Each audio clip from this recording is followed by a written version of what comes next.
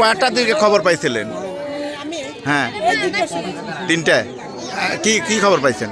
খবর পাইছি ওই আমার শাশুড়ি বিয়ে করছে। হ্যাঁ, ওই শাশুড়ি হাল বাইতেছে সেই ওই শাশুড়ির কাছে মোবাইল করছে আর সৌরি হ্যাঁ।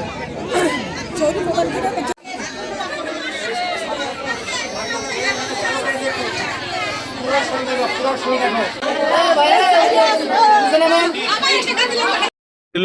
আচ্ছা, মানে এই যে তুমি যে তোমরা হাতে নাতে ধরলে বা এই ছেলে কি দেয়া কেমন কি এই বিষয়ে তোমার প্রতিক্রিয়া একটু বলো।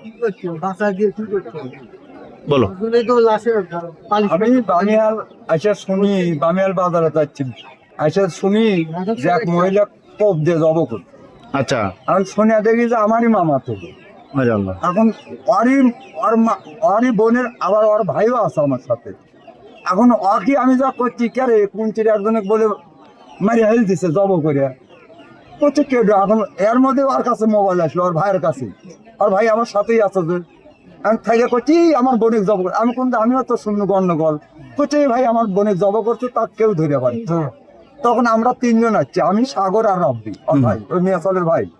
আমরা এসে দেখি যে প্রচুর মানুষ ওই যা ওই পুকুরের কাছে ওই ডিবের ওঠি শেষ দা দিয়ে আছে, ওর কাছে কেউ যাচ্ছে না। আমরা 3 জন যা ধরিয়া বাইন্দে নিয়েছিল। হ্যাঁ বলো তো, মানে কে হয় মেয়ে? আমরা ওই মিয়া ছেলে, হ্যাঁ। আমি মিয়ার ভাগ্নি হই। আমরা প্রকাশ্য ওই ছেলের ফাঁসি চাই। আর কি চা- ফাঁসি হয় কোনোভাবেই হয় না ফাঁসি চাই আমরা কিছু চাই না বাপ বেটা দুইজনই আছে দুই বাপ বেটা ফাঁসি চাই আমরা পুলিশ প্রশাসনের কাছে আমাদের একটাই দাবি, আমাদের ভাগ্নিক নির্মম ভাবে কুপিয়ে মারছে। এই হত্যার আমরা অবশ্যই বিচার কামনা করি এবং দুর্দর্শ দুটা জীবন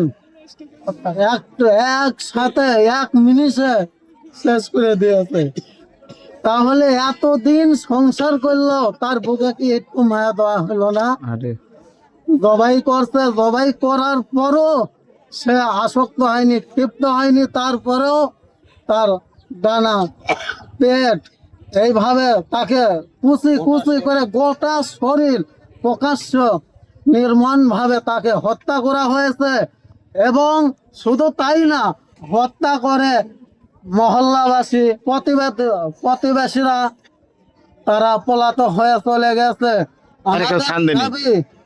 আমাদের দাবি অবশ্যই এই ছেলেটার ফাঁসি চাই। এই আসামি এই মানুষ না, এই আরো 200-100 জনের খুন করবে।